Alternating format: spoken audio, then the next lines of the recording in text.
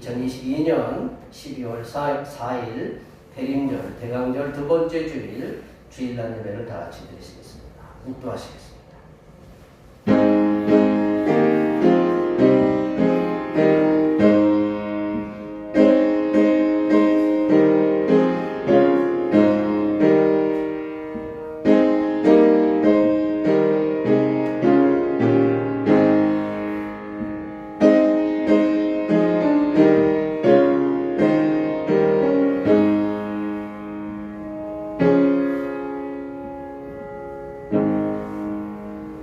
찬송하리로다. 주 이스라엘의 하나님이여, 그 백성을 돌보사 속량하시며 우리를 위하여 구원의 뿔을 그 종 다윗의 집에 일으키셨으니 이것은 주께서 예로부터 거룩한 선지자의 입으로 말씀하신 바와 같이 우리 원수에게서와 우리를 미워하는 모든 자의 손에서 구원하시는 일이라. 아멘. 온 땅에 거룩한 창조의 손길이 차고 넘치게 하시는 하나님 아버지, 1000만 번을 고백해도 다할 수 없는 더러운 죄인을 대속하기 위해 독생성자를 보내주심을 감사드립니다. 믿음으로 거듭난 우리지만 사망의 골짜기에서 하늘에 대한 소망을 잃어버리고 살았던 저희들을 용서하여 주시옵소서. 이 시간 이 땅에 강림하시는 예수 그리스도의 은혜를 통해 다시금 거듭나고자 주님 앞에 섰사오니 긍휼히 여기시고 성령으로 임하시사 말씀이 충만하게 하여 주시옵소서. 거룩하신 예수님의 이름으로 기원하옵나이다. 아멘. 이 시간 다 같이 일어나셔서 지나는 주간 동안 우리들이 알게 모르게 지었던 우리의 모든 죄를 단주에 맞춰서 침묵으로 고백하는 고백의 기도를 드리시겠습니다. 기도하시겠습니다.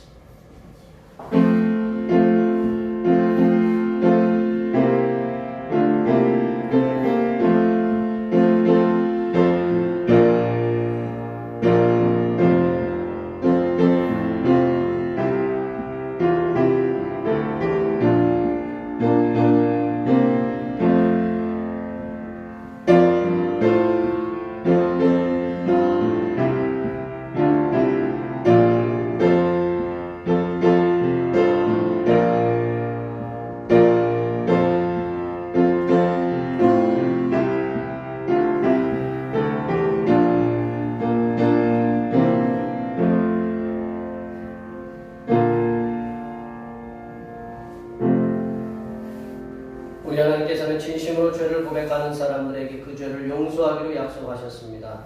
내가 이르기를 내 영혼을 여호와께 자복하리라 하고 주께 내 죄를 알고 내 죄악을 숨기지 아니하였더니 곧 주께서 내 죄악을 사하셨나이다. 이 말씀에 의하여 우리의 죄가 용서받았음을 확신합니다. 아멘. 찬송, 찬양, 예수의 이름으로 나는 일어서리라. 찬양하시겠습니다.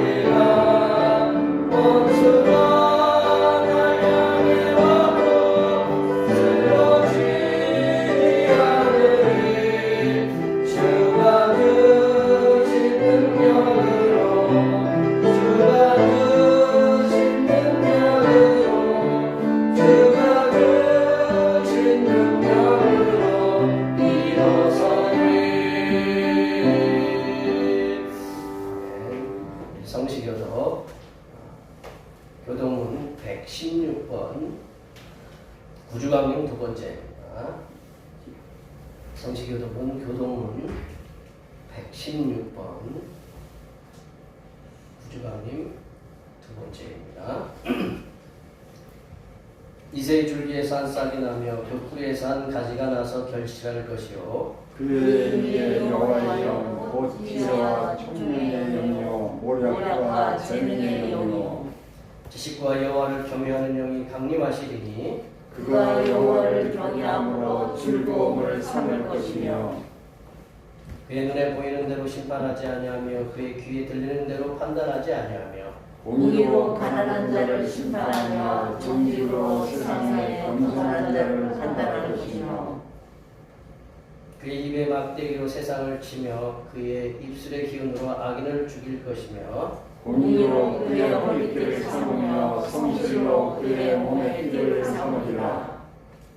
그때 이리가 어린 양과 함께 살며 폭음이 어린 염소와 함께 누우며 송아지와 어린 사자와 살진 짐승이 함께 있어 어린아이에게 끌리며 암소와 곰이 함께 먹으며 그것들의 새끼가 함께 엎드리며 사자가 소처럼 풀을 먹을 것이며 젖먹는 아이가 독사의 구멍에서 장난하며 젖된 어린아이가 독사의 불에 손을 넣을 것이라.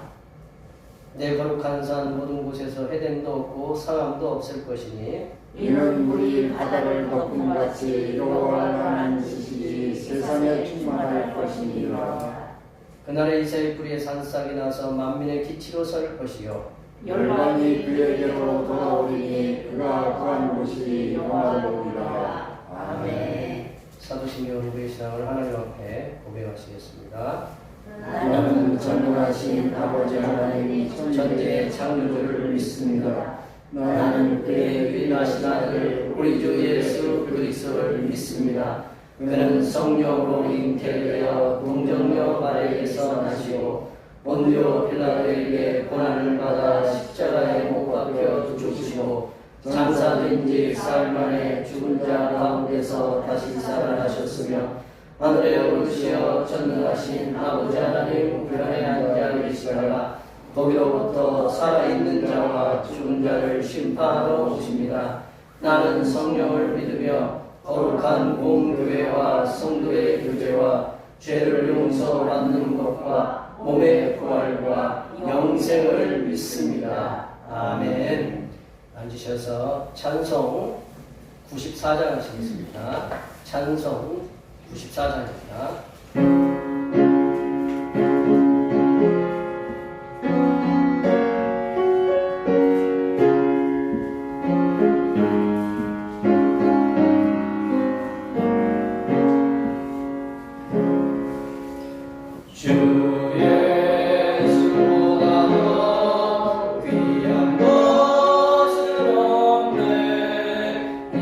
세상 무기와 바꿀 수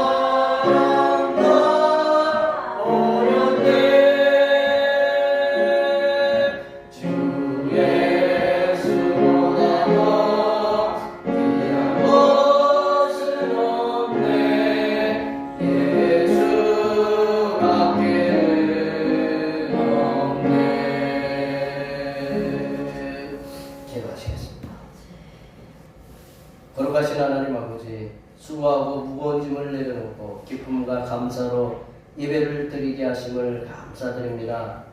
교회력으로 새로운 1년을 시작하는 절기가 되었사오니 우리의 자랑거리보다는 잘못한 것이 너무 많았음을 고백합니다. 주님의 오심을 기다리는 대림절 대강절 두 번째 주일에 독생 성자 예수 그리스도의 강림을 기쁨으로 기다리는 신령들이 되게 하여 주시옵소서. 거룩하고 복된 주일 예배에 참여한 하나님의 자녀들을 기뻐하시사 힘들고 혼탁한 세상 속에서 승리하는 비결들을 말씀에서 얻게 하여 주시옵소서.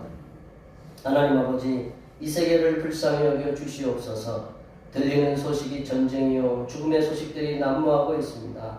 이 땅에 평화를 주시기 위해서 하늘 보좌를 버리시고 오시는 대림절 대강절에 더 이상은 전쟁으로 인한 죽음의 소식들이 사라지게 하여 주시고 오로지 평화의 소식만이 들릴 수 있도록 도와 주시옵소서.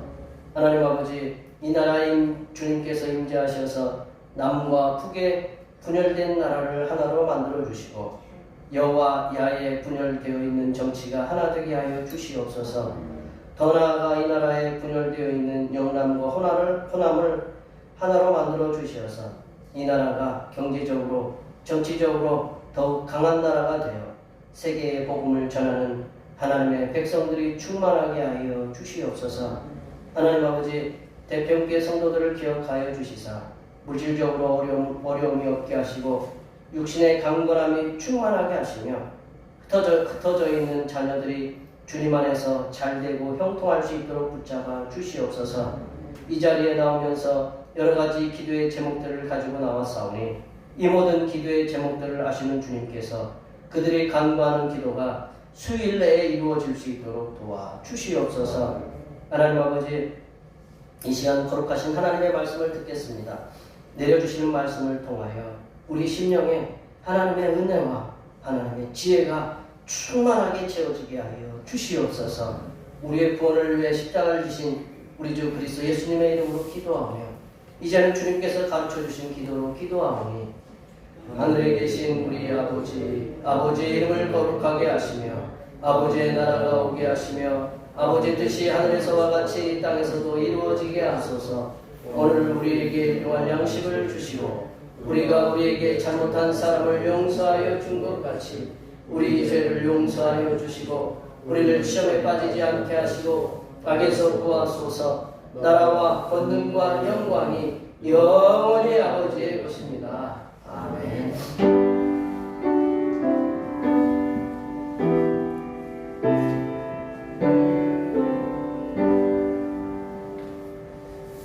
오늘 우리 주신 하나님의 말씀은 구약성경 말라기 3장 1절에서 4절 말씀 가집니다. 구약성경 1329쪽에 있습니다. 대림절 대강절 두 번째 주일에 주신 하나님의 말씀은 구약성경 말라기 3장 1절에서 4절 말씀입니다. 구약성경 1329쪽에 있습니다. 한 절씩 교도하시겠습니다. 만군의 여호와가 이르노라. 보라, 내가 내 사자를 보내리니 그가 내 앞에서 길을 준비할 것이요 또 너희가 구하는 바 주가 갑자기 그 성전에 임하시리니 곧 너희가 사모하는 바 언약의 사자가 임하실 것이라. 그가 임하시는 날을 누가 인하며 그가 나타나는 때에 누가 인하시고 그는 문을 연다는 자를 본과 표백하는 자의 증거가 같을 것이라. 그가 은을 연단하여 깨끗하게 하는 자 같아서 레위 자손을 깨끗하게 하되 금은같이 그들을 연단하리니 그들이 공의로운 제물을 나 여호와께 바칠 것이라.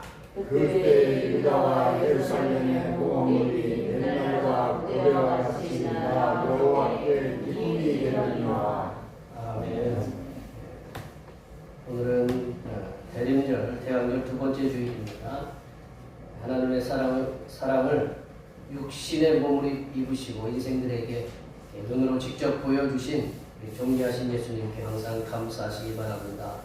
12월 목회계획에 참고해 주시고요. 수요기도의 시간에는 시가서 말씀을 나눕니다.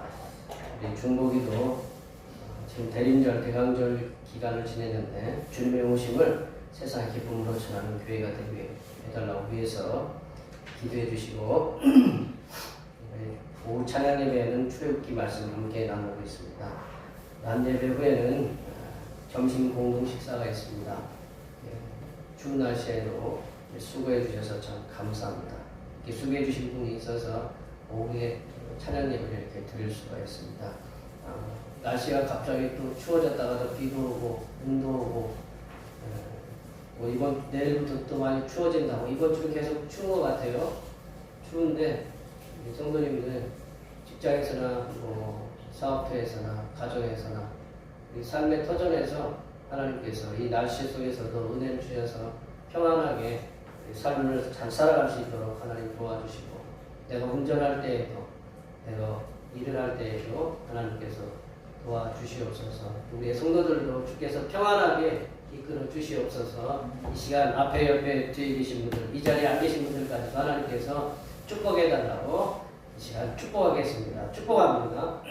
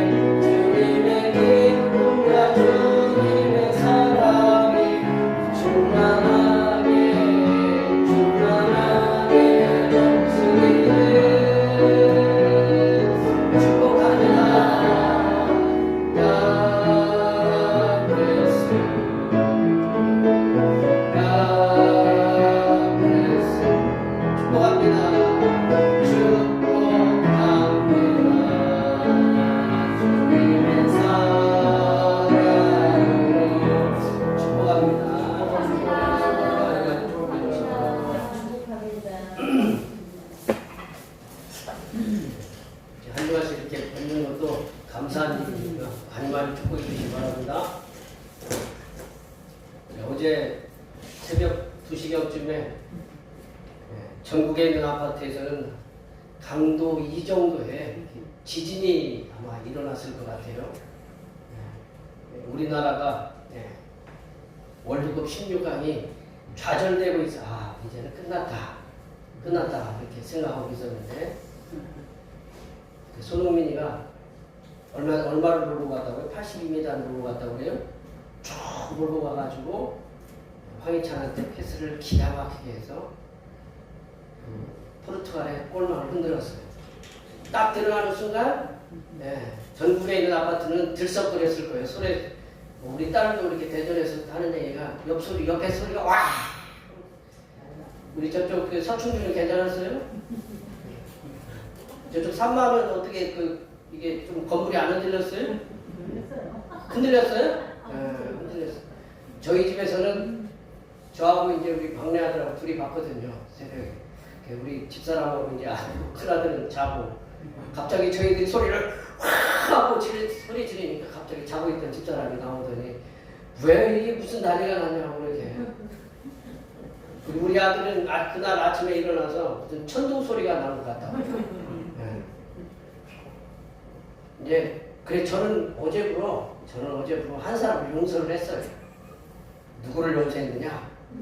호날두를 용서를 했어요. 몇 해 전에 우리 호날두가 우리나라에 왔잖아요. 나라에 와가지고 우리 전국에 있는 우리 백성들을 기만하고 갔잖아요. 우리 딸 친구는 또 거기서 비싼 돈을 주고 직접 월드컵 그 보러 갔다네요. 하나도 안 나와가지고 얼마나 열이 받았는지. 그래서 텔레비전에 나올 때마다 입에서 쌍 이렇게 들어간 것이 이렇게 맨날 뭐 이렇게 됐어요. 그래가지고 막 보기 싫었는데 어제는 참 우리 손흥민이가 골을 탁 찼는데 등으로 이렇게 어시스트를 해줘가지고 어시스트 해줬잖아요. 그죠? 우리 영권인가요? 골을 넣어가지고. 그래서 1대1로 만들어서 우리나라가 16강을 가게 되는데 아주 혁혁한 공을 세우신. 예? 예, 그래 공 세우셨죠? 예, 그래가지고 우리가 결국은 이제 뭐 후반 45분 넘어서 골을 넣어가지고 우루과이가 다행히도 2대0밖에 안 돼서 우리가 16강에 진출했잖아요. 뭐 모르시는 우리 권사님들도 그냥 알고 계셔야 돼요. 왜냐하면 아들도 다 그런 걸 보고 있기 때문에. 그죠? 예. 근데 이제 그저께 우리 딸이 하는 얘기가 우리 가나한테 줬잖아요. 그래가지고 가나 초콜릿을 안 먹기로 했대요. 그랬다가 이제 어제 가나가 열심히 막아줬잖아요. 한 골을 막아주고 16회에서 가나 초콜릿을 다시 먹기로 했다고. 네.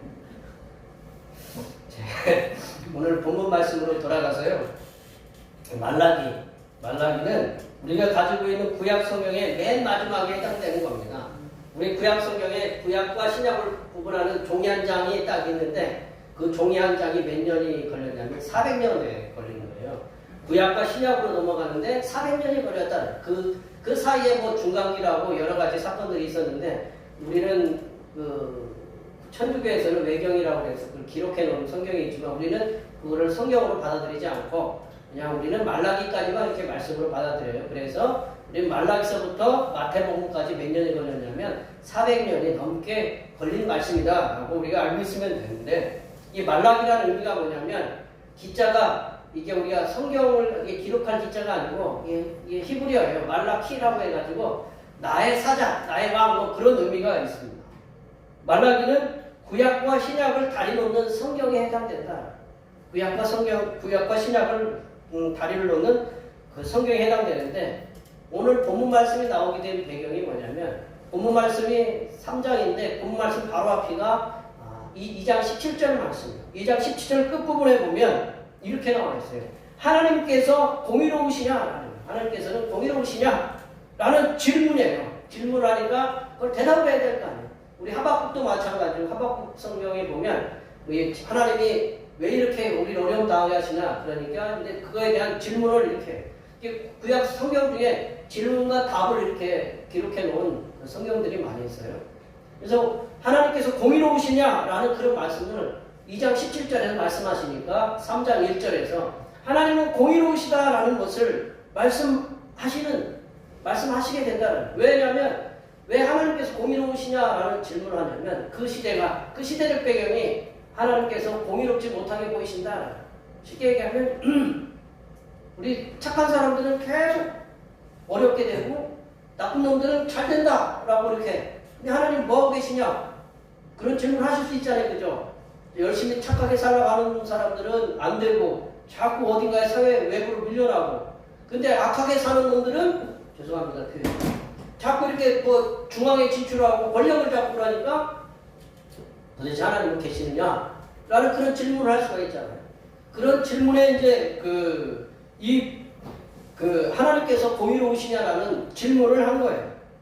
그런데 이 하나님께서는 공의로우시고 정의로우시다는 것을 성경에 면면이 곳곳에서 기록해주고 있다라는 거죠.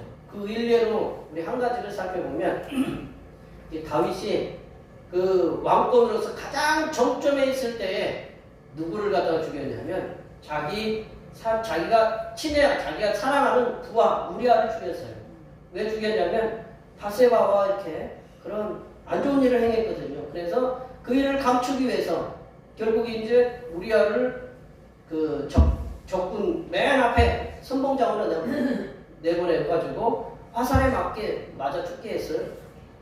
그 일이 이 다윗은 뭐 요셉하고 자기만 알고 있는 건 줄 알아요. 근데 하나님이 알고 계셨다. 하나님이 알고 계셔가지고 다윗이 왕이고 하나님의 사람이라 할지라도 그 일은 하나님이 처벌하시는 거예요. 그래서 하나님이 다윗의 아들들을 통해서 압살롬이 형 암논을 죽이고 암논을 죽이게 된 배경은 뭐냐면 압살롬의 여동생을 갖다가 이렇게 범하잖아요. 그러니까 그 일로 인해서 형을 죽이고 압살롬이 아버지 왕권을 빼앗으려고 반란을 일으키잖아요. 그런 일들이 피비린내 나는 그런 일들을 하나님이 반드시 공의로 심판하신다. 그게 하나님의 사람이라 할지라도 근데 악한 사람들은 하나님이 더 하시겠죠. 하나님께서 분명히 악한 사람들도 하나님께서 심판하신다 이거죠.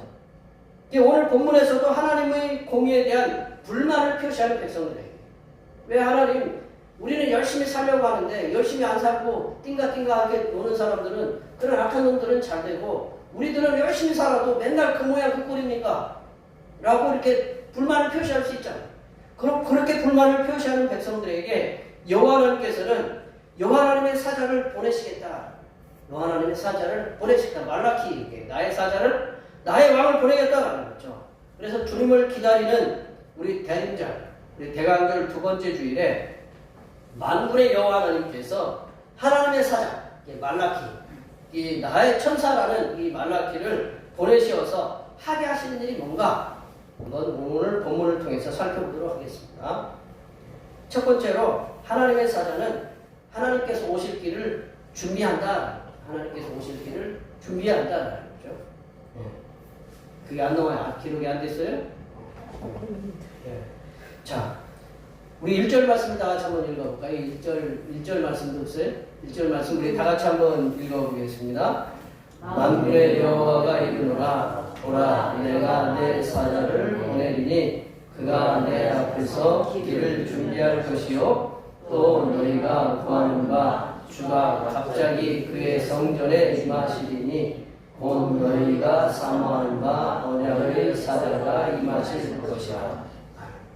너 하나님께서 공의로우시냐 정의로우시냐라고 이렇게 질문하니까 만군의 여호와가 이렇게 말씀하시나요?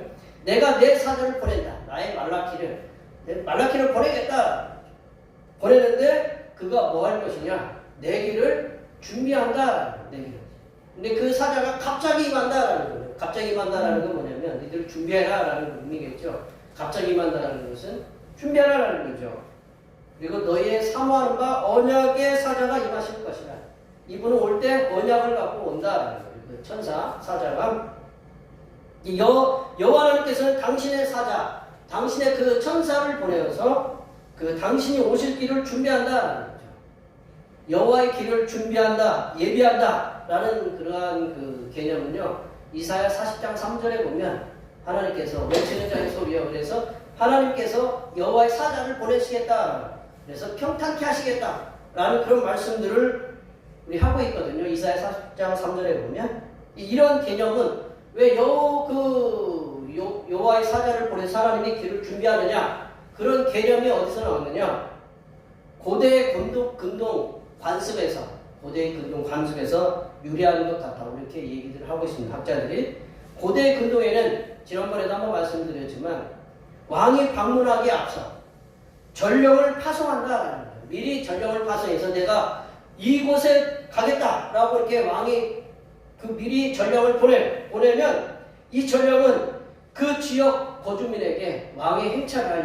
왕이 여기 올 테니까 너희들이 왕이 오실 길을 좀 닦도록 해라라는 거죠. 이 길들이 조금 잘못되면 그 길을 갖다 울퉁불퉁하면 좀 빠듯하게 해서 왕이 행차하는데 불편함이 없도록 해라라는 거죠. 길에 모든 장애물, 뭐 바위가 있거나 무슨 돌들이 있거나 무슨 호수가 있으면, 만약에 웅덩이가 있으면 웅덩이를 메꾸고 그런 일을 갖다가 장애물들을 제거하라는 거예요. 왕 한 번 오는데. 여기 군에 갔다 오신 분들이 있잖아요. 자기 부대에 별이 온다. 별이 뜬다. 별이 막 뜨면 어떻게 돼요? 집사님? 난리가 나죠. 청소하고 난리 나죠? 우리는 길을 닦더라고. 포크레인 와가지고 길을 닦더라. 길을 내더라. 네. 뭐 별이 뜨면 그래요. 별. 우리 밤에 뜨는 별 말고. 우리 별은 우리는 쳐다보면 안 되는 거예요. 아셨죠? 좀 있으면 여기 별달분도 계시겠지만 자녀분이. 별은 우리가 쳐다보면 안 돼. 그래서 막 길을 막 닦아놓고 그랬어요. 여기 길 도대체 이해가 안 되죠. 이렇게 뭐 별이 나사는 길을 좀 닦고 청소도 하고 그러느냐. 별은 별이에요. 쳐다볼 수 없는. 왕도 그런 거거든요. 우리 왕 행차할 때 우리 사극에 보면 옛날 영화 우리 드라마에 보면 왕 행차하면 그 사람들은 다 어떻게 해요? 고개 다 숙이고 있어요. 네. 길을 예비하거든요. 쳐다볼 수 없는 존재거든요. 그래서 왕의 행차가 왕이 온다 그러면 길을 갖다가 정돈을 해야 돼요. 만약에 정돈 안 한다 하면 그 지역의 그 관리들은 목이 날아가는 거예요. 그래서 이제 준비하다라는 히브리어 말이 이제 히브리어 말은 파나라는 그런 말인데 이게 치우다라는 거예요. 그리고 깨끗하게 하다라는 말씀인데 이 치우다라는 깨끗하다는 말씀하고 어떤 거하고 어울리냐면 평탄하게 하다라는 말씀. 이게 치우는데 어떻게 치워야 되냐? 평탄하게 치워야 된다. 쉽게 얘기하면 높은 곳, 높은 길이 있다. 그러면 그 길을 깎아가지고 낮게 만들고 낮은 게 있다. 그러면 그걸 메꾸고 그래서 높은 곳은 깎고 낮은 곳은 메꿔서 평탄하게 그리고 깨끗하게 치우는 일을 하는 것이 준비하다. 왕 한 번 오는데 왕이 잠깐 지나가는데 그렇다라는 거죠. 하나님의 사자의 사역은 뭐냐? 하나님께서 가시는 그 길을 준비해서 평탄하게 하고 하나님께서 가실 때 그 길에 장애가 없게 하는 거다. 신약 시대에는 이 길을 하나님의 사자의 역할을 누가 했느냐? 세례자 요한이었어요. 세례자 요한이 하나님의 사자로서 예수님이 오시는 길을 먼저 이렇게 준비하고 평탄 작업을 했다라는 거예요. 예수님이 먼저 나온 게 아니고 마태복음 3장에 보면 그 세례자 요한이 먼저 나오잖아요. 그래서 그 뒤에 예수님이 오시고요.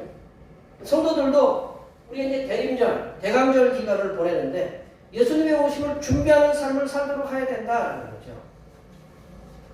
우리 마음속에 울퉁불퉁한 것들이 있잖아요. 어떤 거는 너무 솟아나 있고, 어떤 것들은 쳐져 있고, 어떤 것들이 고무되어 있어가지고 너무 어떻게 보면 교만한 것들이 있고, 어떤 거는 우울해져가지고 내가 왜 사나 이제 그렇게 되는 그런 것들이 있잖아요. 너 하나님 올라가고 하나님 내려가고 어떤 것 그런 것들을 평탄하게 해서 그러면 우리가 너무 교만하면 하나님이 거할 자리가 없는 거예요. 그리고 너무 우울해하면 너무 침울해하고 그러면 하나님이 들어와도 기쁘지가 않아요. 근데 그런 것들을 제거하라. 그런 것들을 평탄 작업하라. 그래서 주님이 우리 마음에 오시는데 어려움 없게 하라. 또한 우리 마음뿐만 아니라 우리 성도들과도 관계도 마찬가지라는 거죠.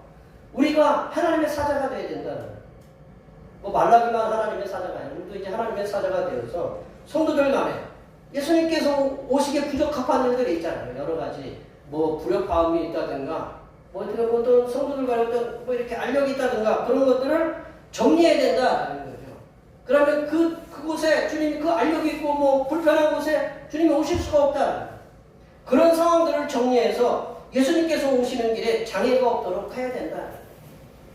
우리를 구원하시기 위해서 오시는 주님께서 평안하게 구원의 사역을 감당할 수 있도록 평안하게 우리 마음에 임하실 수 있도록 우리들의 마음을 평탄하게 하고 우리들의 성도들의 우리 공동체 이 교회가 서로 평탄하게 해서 예수님이 오시는 그 길을 닦아서 평안하게 우리 마음과 우리 성도들에게 임하시기를 간절히 축원합니다. 두 번째로 여호와의 사자는 이 하나님의 사자는 정결하게 하신다. 그것도 없어요? 하나님 없어요? 하나님의 사자는 정결하게 하신다는 거죠. 2절 말씀을 다 같이 한번 읽어보겠습니다. 2절 말씀입니다. 그가 임하시는 날을 누가 당하며 그가 나타내는 때에 누가 능히 서리오. 그는 금을 연단하는 자의 불과 협백하는 자의 재물과 같을 것이라. 여호와의 사자는 정결하게 하신다. 정결하게. 여기 보면 하나님의 대리의 사역을 맡아 하나님의 사자가 임하시는 날. 임하시는 날이 뭐냐면 여호와의 날이거든요. 구약성경에 보면 요엘도 그렇고 스바냐도 그렇고 여호와의 날을 이렇게 말씀하시거든요. 여호와의 날은 뭐냐면 하나님께서 임하시는 날인데 하나님께서 임하시는 날이란 뭐냐? 만약에 하나님의 백성으로서 정의롭게 살았다면 그 날은 상을 받은 날이다. 하나님께서 우리에게 오시는데 하나님께서 보시기에 너 참 정의롭고 어려운 사람을 돕고 하나님을 믿는데 열심을 내고 그리고 백성들이 어려운 가운데 도와주고 불공평한 재판을 하지 않고 정의로운 재판을 하고 그러면 하나님께서는 그 사람에게 상을 주신다. 반대로 하나님의 백성들을 괴롭히고 재판도 어그러지게 해서 뇌물을 먹고 의로운 재판 옳은 사람을 갖다가 처벌하고 그런 사람을 옳다고 이렇게 판단했던 그런 일들을 했던 그런 사람은 하나님께서 그 날이 어떤 날이냐면 심판의 날이다. 하나님 여호와의 날이라는 건 두 가지의 의미가 있어요. 하나님 앞에서 정의롭게 산 사람들은 하나님께서 주시는 정의의 그 상을 받을 것이고, 하나님의 보시기에 어그러지게 살았던 사람은 그날이 심판의 날, 정죄의 날, 형벌의 날이 될 것이다 라는 거죠. 여호와의 날은 누구에게는 상을 받는 날이 될 것이고, 누구에게는 심판으로서, 하나님의 심판으로서 형벌을 받는 날이 될 것이다. 그 여호와의 날에 여호와 하나님께서는 정결하게 하실 것이다.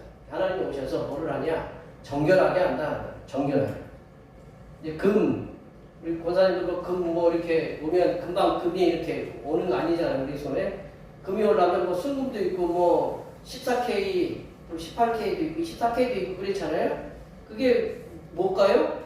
14K는 금이 좀 적게 포함되는 거고, 18K는 금이 조금 더, 24K는 뭐 다른 하나 더 포함되지 않는 거죠. 그죠? 맞는지 안 맞는지 고객들을 다 이게, 예. 그죠? 예. 그런 거거든요. 근데 그 금을 갖다가 빼내기 위해서는 금이 뭐 이렇게 금방 우리 보기에 금이 이렇게 나오는 게 아니고 흙 속에 섞여져 있는 걸 이렇게 우리가 깨끗하게 어떤 과정, 연단의 과정을 거쳐서 금이 우리 손에 온다라는 거죠. 그 금을 갖다가 연단하기 위해서는 불이 필요하다. 불을 통해서 깨끗하게, 그러면 불순물들은 위로 올라오고, 그 불순물들을 걸러내면 순금이 나온다. 그리고 여기 보면 그 2절 끝에 보면 금을 연단하는 자의 불이라는 말과 그리고 표백하는 자의 잿물과 같은 것이다. 여호와의 사자가 표백하는 자의 잿물. 표백이라는 건 깨끗하게 이렇게 해주는 거잖아요. 비누잖아요. 비누. 근데 이제 그 당시에 비누가 뭐냐면 천을 이게 바래고 그리고 다듬는 그러한 그 비누래요. 그런 비누인데 이 비누를 어떻게 만드냐면 어떤 식물을 갖다가 태워가지고 남은 채로, 알칼리성 그 물질로 이렇게 만들어서 세탁도 하고, 또 새로 짠 그 옷들을 갖다가, 옷이 좀 헐렁헐렁하잖아요. 새로 짜면 그 옷을 갖다가 한번 세탁하면 촘촘하게 만드는 게 바로 이게 표백하는 자의 잿물이다라는 거거든요. 그래서 이 금을 연단하는 것도 정결하게 하는 역할을 하고, 그리고 표백하는 것도 깨끗하게 하는 역할을 한다. 여호와의 사자가 임하시면 깨끗하게 하시는 그 역할을 한다.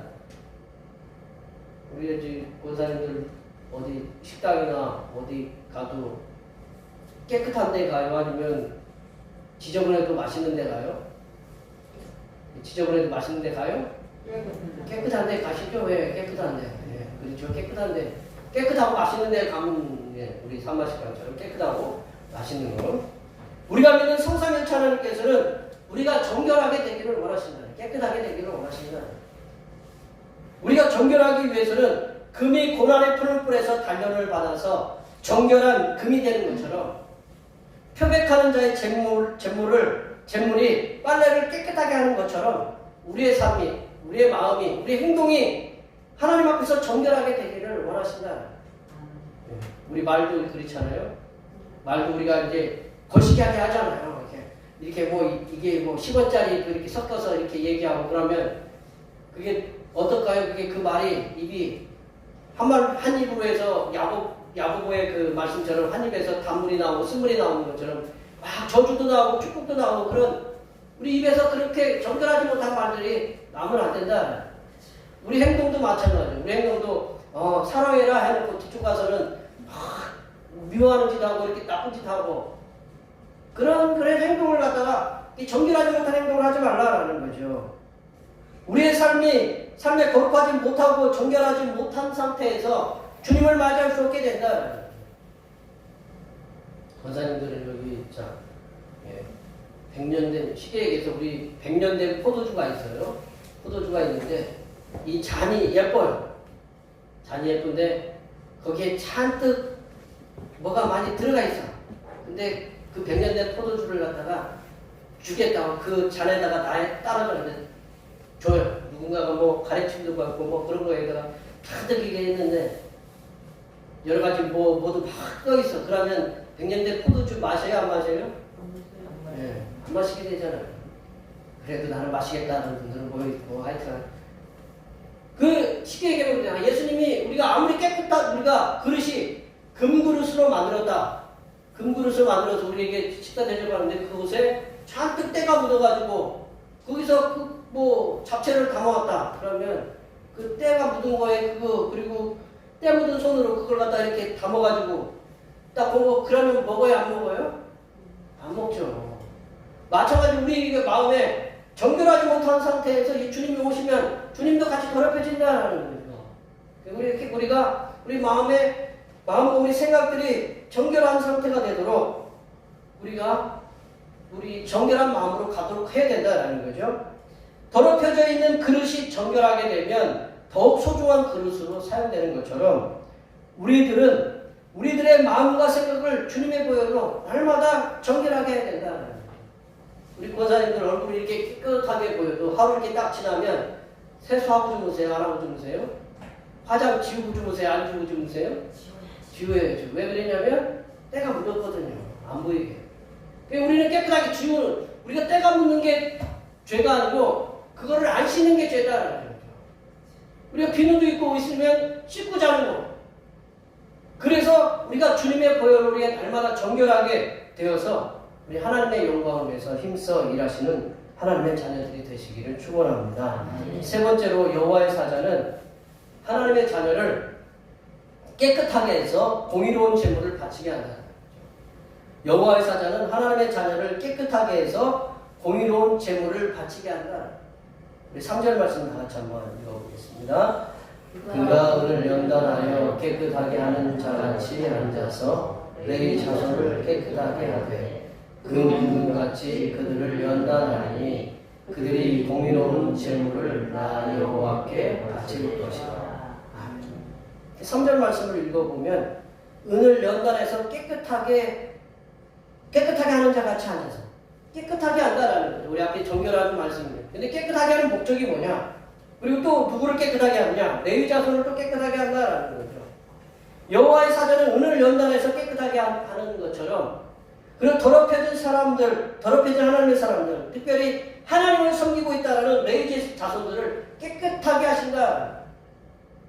여호와 하나님께서는 금을 연단하는 것처럼 은을 연단하는 것처럼 금과 은을 연단을 통해서 깨끗하게 하시는 것처럼 성도들도 하나님의 거룩하신 연단을 받아서 깨끗하게 해서 하나님께서 귀 있으실 그릇으로 만들어지기를 소원하신다라는 거죠.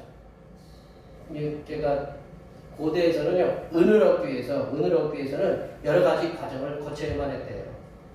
금은 연단하면 쉽게 얻을 수 있는데 은은 좀 어렵대요. 그래서 그 돌들이 있잖아요. 돌을 갖고 오면 그거에 내가 뭐를 하나 이렇게 섞는데 그걸 시료라고 해서 섞어서 거기에 함유된 방연방이라는 거를 통해서 은을 추출했다고 그래요. 그래서 그리고 납덩이를 뼈가루하고 진흙과 같은 그런 것을 통해서 그 얕은 용기에 녹여서 같이 이렇게 녹인다고 그래요. 그런 다음 이제 불로 일으켜가지고 그 녹여진 그 난물 위로 이렇게 은을 그 물을 보내게 하면 그 뼈가루는 얼마나 뼈가루에 흡수되고 얼마는 표면에서 이렇게 걷어내서 이 작업이 제대로 이루어지면 은이 남게 된다고 그래요. 은은 쉽게 얻어지는 게 아니다라는 거죠. 이 여러 과정을 거쳐서 은을 얻게 된다라는 거죠. 이 정결한 은을 얻기 위해서는 많은 연단의 과정을 계속적으로 그 단련의 과정을 거쳐서 그 은을 얻듯이 하나님을 섬기는 레위 자손들, 특별히 하나님을 섬기는 레위 자손들, 그 제사장들도 마찬가지고 그 성전을 섬기잖아요. 성전이 깨끗해야 되거든요. 제사장이 더러운 모습, 그 레위 자손들이 더러운 모습으로 하나님을 섬기게 되면 그건 정말로 이렇게 어려운 일이다. 여호와 하나님께서는 레위 자손을 정결하게 하시고자 하는 이유가 뭐냐면 레위 자손들이 하나님 앞에서 더럽혀져 있기 때문에 레위 자손들을 하나님께서 깨끗하게 만들고자 한다는 거죠. 하나님께서 보시기에 더럽혀진 레위 자손들이 하나님을 섬기는 일은 어불성설이다. 우리가 교회 와서 이렇게 저희가 깨끗하지 못한 모습으로 이 더러워진 모습으로 이렇게 옷도 마찬가지고 이렇게 모습으로 나와서 하나님 앞에 여기 계신 분들 앞에 뭐 설교도 하고 뭐도 하면 말씀을 잘 들어도 들리지가 않잖아요. 그죠? 이게 그러하게 여호와 하나님께서는 먼저 이스라엘 백성들을 위해 하나님을 섬기는 레위 자손들을 정결하게 하시려고 애를 쓰고 계신다는 거죠. 하나님께서는 하나님의 자녀들, 앞서 우리가 두 번째에도 살펴보셨듯이 정결하시길 원하신다는 거죠. 하나님의 자녀들이 하나님 안에서 정결한 삶을 통해서 하나님을 거룩하게 섬기고 또 세상에서는 선한 영향력을 나타내시기를 원한다. 그렇게 하기 위해서는 선행되어야 될 게 있는데 그것이 바로 하나님께서 원하시는 정결한 삶을 사는 거다. 세상으로부터 교회가 여러 가지 이유로 지탄을 받고 있어요. 교회가 여러 가지 이유로 이제 지탄을 받고 있는 것 중에 하나가 있는데 결국은 그 정점에 있는 것은 목회자들도 그 문제가 있죠. 여러 가지 목회자들의 모든 목회자들이 다 그런 문제가 있다는 게 아니라 우리가 그렇게 좋지 않은 모습을 보여주는 몇몇 목사님들이 있어요.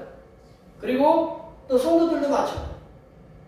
이제 우리 이제 성도들도 세상에 살아가 보면 먹고 살다 보면 이렇게 좋은 사람만 만나는 거 아니잖아요. 우리가 그 거래처하고 우리 직원들, 사람들을 고객들을 만나보면 제가 이제 책을 읽어보니까 참 진상들 많아요. 진상들 많아요. 그리고 또 대리하는 분은 돈을 갖다가 줘도 그냥 수고해서 이렇게 주면 되는데 휙 집어 던진대. 근데 왜 그 운전을 갖다가 잘못 하냐고 발로 툭툭 치고. 우리 고객들도 이렇게 밥 먹으러 와서도 잘 먹고 가면 되는데 이거 왜 이게 짜냐, 이게 뭐 오래된 거 아니냐고 또 그런 사람들이 있잖아요. 그런 그 고객들하고 살다 보면 어떻게 돼요? 거친 얘기가 나오고 속에서 입에서도 거친 말들이 나오고 그래요. 근데 그렇게 살다 보면 그게 그렇게 산다고 해서 욕하는 우리가 하나님 앞에 잘못됐다는 게 아니라 그걸 갖고 와서 이제 하나님 앞에 또 회개를 해야 되잖아요.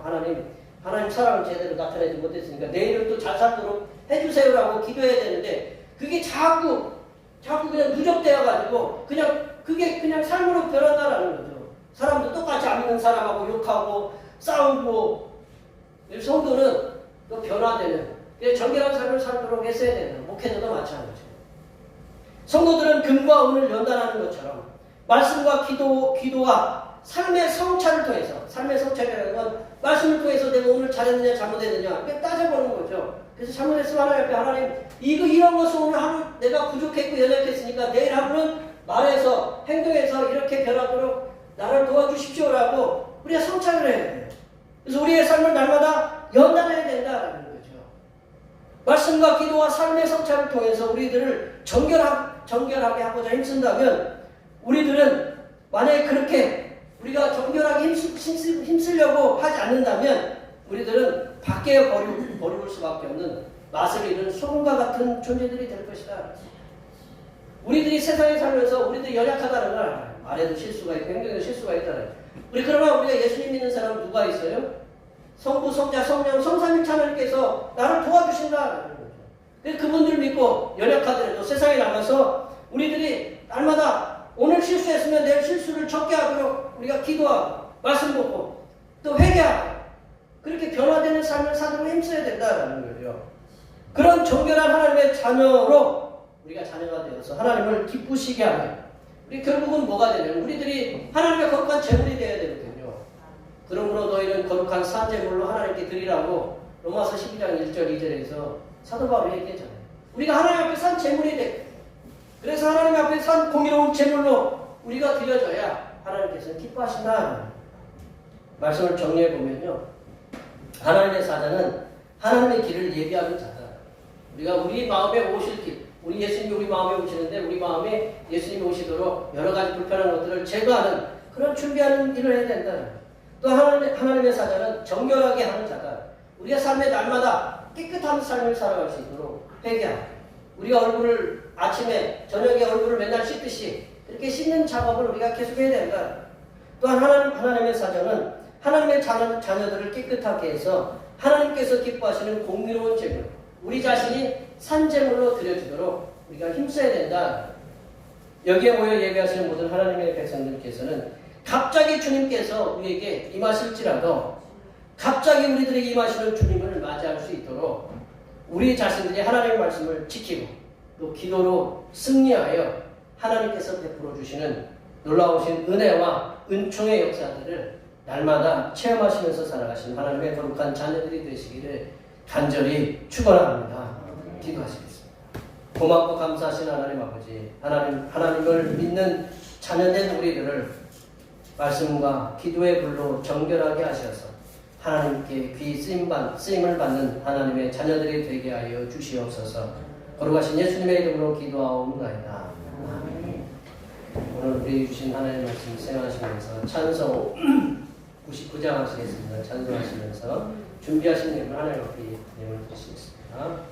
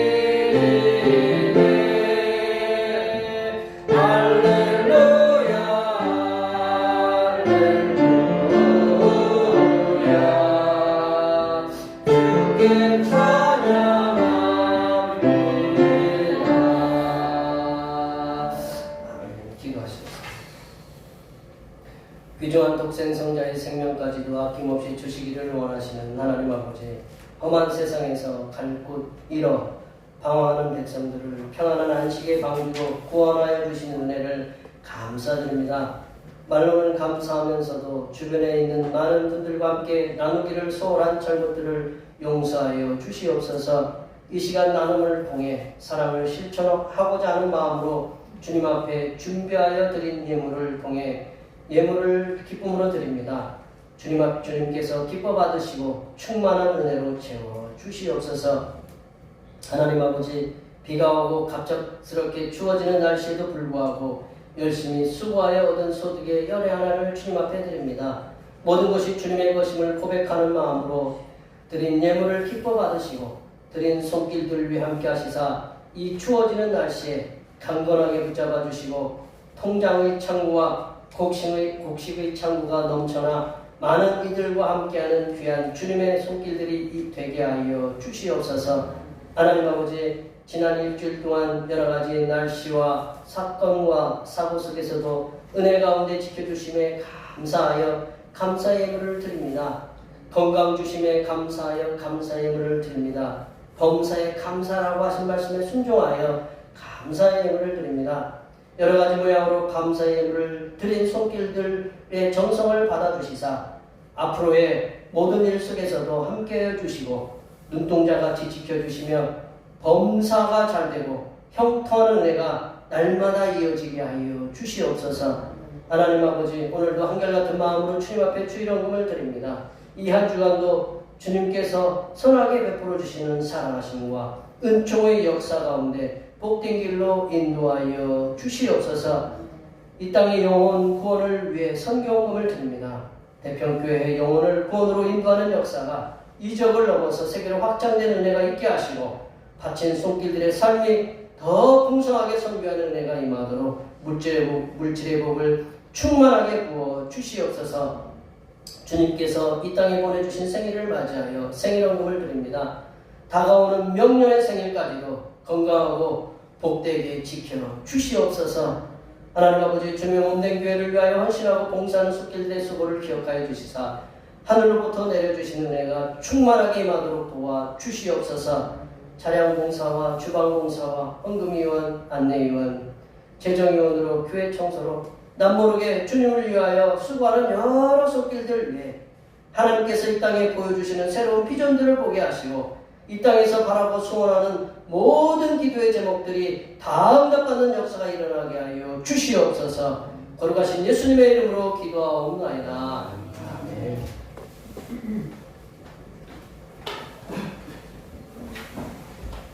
다 같이 일어나셔서 사명선언문 제청하시겠습니다. 대평교회 사명선언문. 대평교회의 사명은 하나님께서 우리와 함께 하시는 절대 믿음과 우리 가족을 사랑으로 구원하여 주심과 교회를 부흥시켜 주심을 비전 삼아 지역과 나라와 세계의 소금과 빛의 사명을 감당하는 것입니다. 믿음으로 하나님을 기쁘시게. 아멘. 선한 행실 고제 잘하시겠습니다. 복음의 선한 행실로 세상에게 칭송받는 교회 되자. 우리 결단의 찬송 파송의 노래 하시겠습니다.